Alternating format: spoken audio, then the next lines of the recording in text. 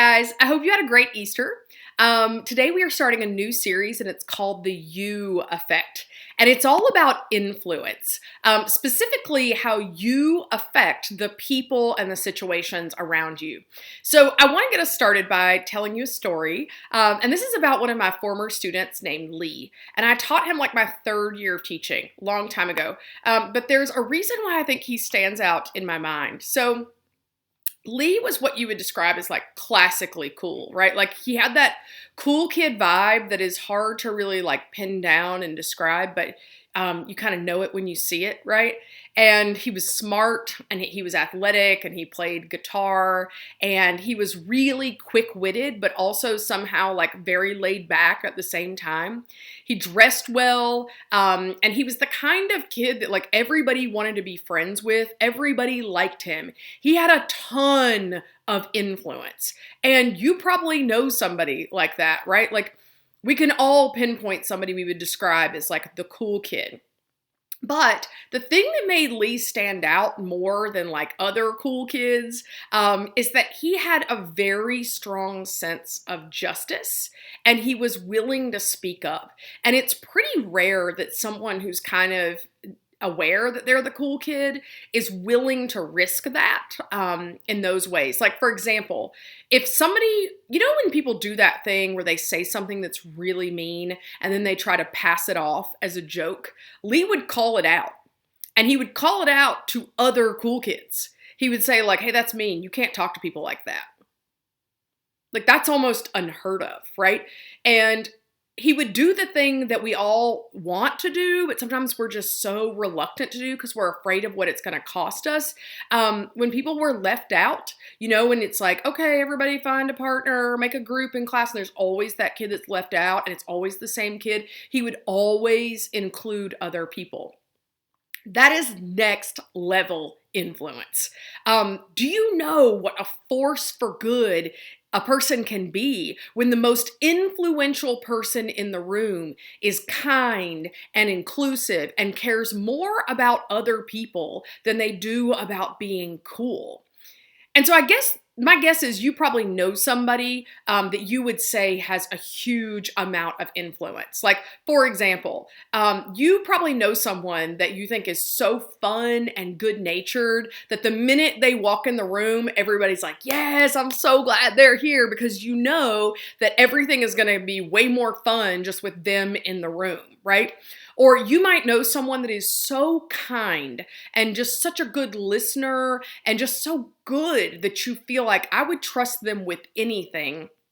And when you're around them, you want to be a better person because of who they are, right?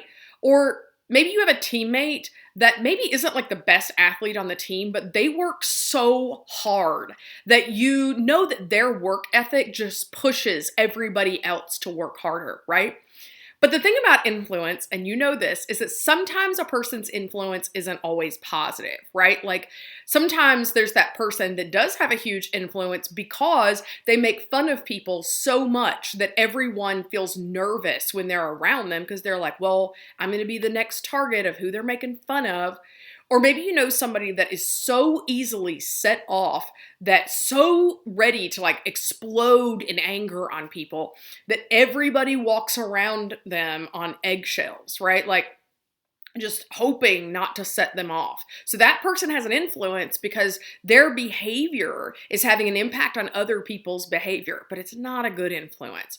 Or maybe you know a person that complains a lot about everything. Like pre-coronavirus, pre-quarantine, like they're just complaining about everything, right? Like their main form of conversation is complaining. And being around them brings you down, right? So they have influence, but it's not a positive influence. What's interesting is whether the effect that we have on others is positive or negative, what's often true is that most of the time we're pretty sure we're not having any kind of effect on other people. And what's also interesting about that is we can pretty easily see the effect that other people are having. But it's a lot harder for us to see our own influence, right? Like we can talk about the influence other people have, But most of the time, we're pretty sure that we're not impacting or influencing anybody. Now, some of you might be aware that you do have some influence, right? Like, if people tend to listen to your point of view and actually take you seriously, that's a good sign that you probably have some influence. But most of you are probably thinking, are you kidding me? Like, I don't affect or impact or influence anybody. Like, you've probably been thinking this is all irrelevant to me, right? Like, I'm an introvert, I'm at home, it's a quarantine. I am literally impacting 0 humans right now, JT. Like, this is the number of people I'm impacting right now. 0. People are not inspired by me. I am not an influencer, like, at all. And you know what? I don't want to be an influencer, right? The thing is, we tend to think that people with big personalities, people like Lee, that they have the most influence.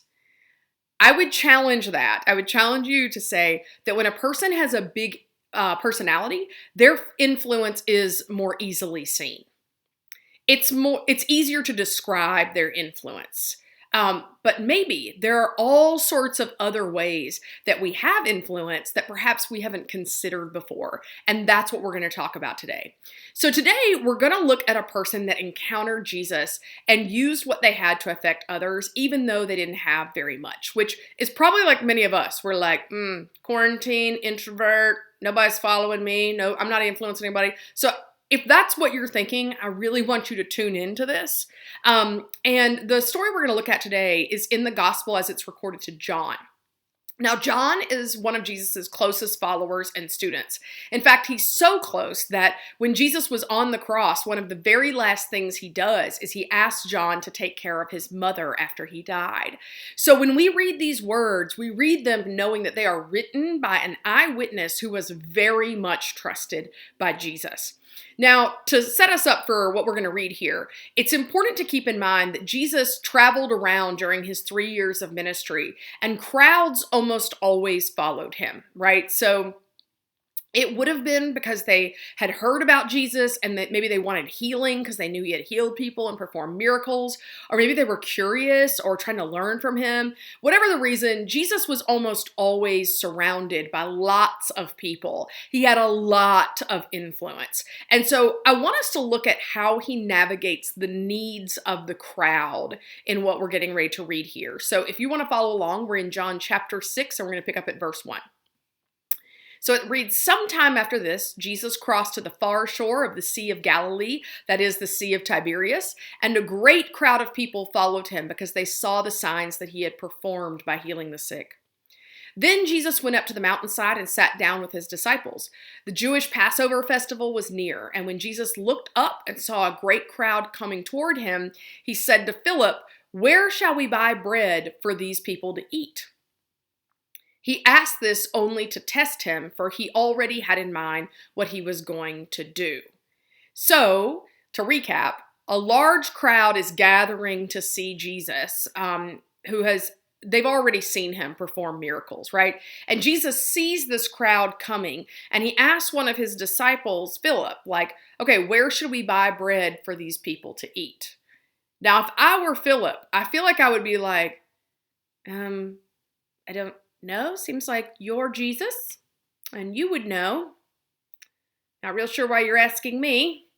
But instead, I want you to look at how Philip responds. So Philip answered, "It would take more than half a year's wages to buy enough bread for each one to have a bite." So that really gives you a scope of how many people are in that crowd. It would take more than half of a year's wages to buy enough bread for each one to have a bite. Now, one of the other things I appreciate about Philip's answer, as I've shared before, I'm a person who loves logic and reason and facts, right? Like, that is my natural inclination. And I'm a person who thinks that we have to deal with reality. And what I think Philip is doing here is he's informing Jesus about reality. When we put it that way, it's pretty comical to think that we're informing Jesus about reality. But how often do you and I do that, right? How often do we tell God how limited we are by our circumstances, right? Like, Jesus, I don't know if you know, but, right? Like, but I want you to look at what happens next. This is in John chapter 6. We pick up at verse 8. It says, another one of his disciples, Andrew, Simon Peter's brother, spoke up and said, here is a boy with 5 small barley loaves and 2 small fish. But how far will they go among so many? And so then Jesus is going to go to work. Look at what happens next. Jesus said, have the people sit down. There was plenty of grass in that place, and they sat down. About 5,000 men were there. Jesus then took the loaves, so the 5 loaves that came from this boy, and gave thanks and distributed to those that were seated as much as they wanted. He did the same with the fish, 2 fish. When they had all had enough to eat, he said to his disciples, gather the pieces that are left over. Let nothing be wasted. So they gathered them, and they filled 12 baskets with the pieces of the 5 barley loaves that were left over by those that had eaten. After the people saw the sign Jesus performed, they began to say, surely this is the prophet who is to come into the world. Now, I have a lot of questions about that. Like, okay, break that miracle down for me, right? So you have this young boy who has 5 loaves of bread, 2 fish. How is that enough to feed 5,000 people? How? Like, how does that miracle work? But what I've learned is if we get laser focused on the how, which frankly we'll never really know, that's kind of why it's a miracle, then we miss the bigger lesson. And so I want us to draw our attention back to where the influence lies here. Now, it's really easy to see Jesus's influence, right? He performs this incredible miracle. He's able to feed 5,000 people out of 5 small loaves of bread and 2 fish. That influence is incredible. The disciples also clearly have influence because they're associated with Jesus. And we often know that in our culture that you get influence based on who you're associated with. But I want to draw your attention to the boy who had the 5 small loaves of bread and the 2 fish. He is the real MVP of this story. He's actually the one with real influence, not because he has enough to feed everyone, because he doesn't, but because of his willingness to give what little he has to Jesus and trust him to do the rest, right? So what I think is worth noting is that this person also, this boy, he's young. Often we underestimate the influence of the young. You've probably experienced that firsthand, right? And also, while everyone else was hungry, he had food. But he could have said like, oh, you know what, like I'm just going to eat my own food, like y'all figure this out. Or like, okay, cool, well like I'll share with these, 2 or 3 people, Jesus, you figure that out. But notice what he does. He gives up everything he has, his fish and his bread, to Jesus, which is small. What he has is not much. It's not enough. He knows it's not enough. But he faithfully entrusts it to Jesus. And he trusts Jesus to do more with it than he ever could have done himself. And that is a really important lesson for us when we think that what we have to offer is too small. What mattered is that this boy brought all he had, and it was enough. Because ultimately, this is about the power that Jesus has and what Jesus is capable of doing through someone who is willing to be used and willing to offer what they have. And that is a really good lesson for us, right? When it comes to your influence in the world around you, it's all about your willingness to show up and offer what you do have. It's important to recognize that you have more of an effect than you think you do. Think about how often we offer nothing to God because what we think we have to offer is too small and too insignificant. That's the same thinking that says, oh, okay, well, like people with big personalities or lots of charm or lots of followers, like they have influence, like they're like literally influencers. But I don't have any, dude. Introvert, quarantine, sitting at home, right? If that's the way we think about influence, which is kind of the stereotypical kind of way that we might think about influence, we need to shift that. It's time to begin realizing that having influence and impact is really just about your willingness to do something with what you have, no matter how big or how small it is. In other words, having an impact is not about doing more or having more or knowing the right people.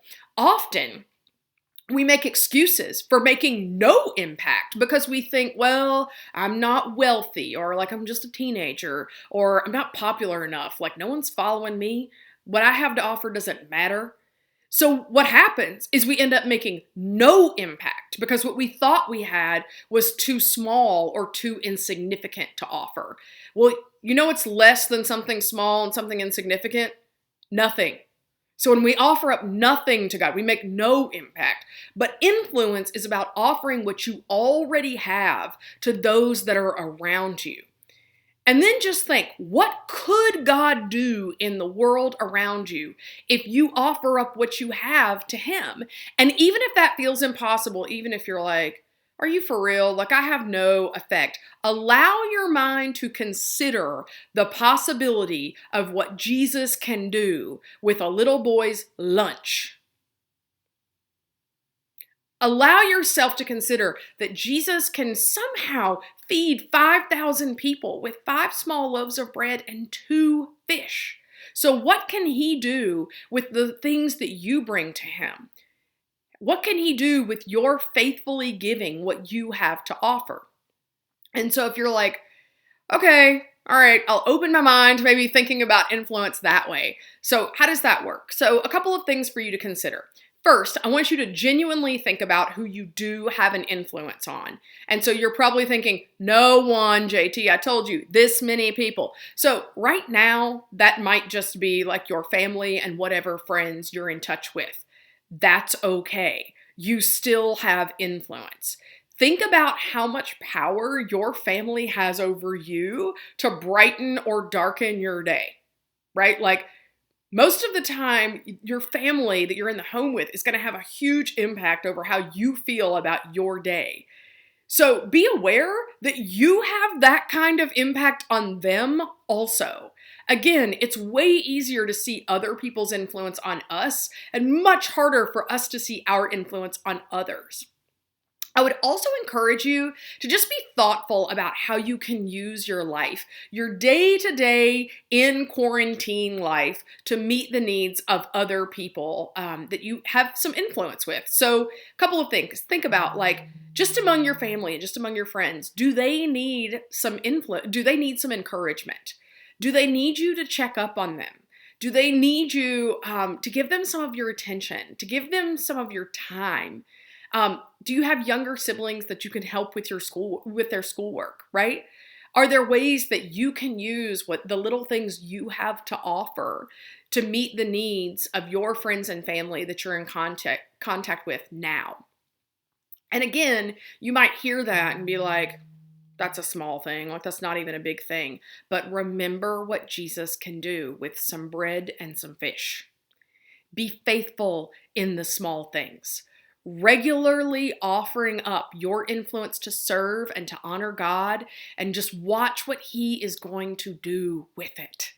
You will find that He is still multiplying the small things. It's the small things that then become the big things. How? Those small things, the encouragement, the checking on others, the giving them your attention, giving them your time, giving them your help. God will take those little things and grow them into big things. Things like deeply meaningful and trusting, healthy relationships. We are asked to use what we have, our influence, even if it seems small, and give it to Jesus faithfully and trust Him to do much more with it. I want to leave you with a few last thoughts. There are people in your life that have had a tremendous impact on the person that you are today. In the same way that others have significantly impacted your life, you have the same ability to have an effect on others. The question to ask yourself isn't, do I have an impact on others? The question we need to be asking is, how am I going to leverage the influence that I do already have? Ultimately, God is the one who has the power and the ability to multiply whatever you offer to Him. All you need to do is show up and faithfully offer what you have, and He will do the rest. I love y'all. I hope you have a great time in small group tonight.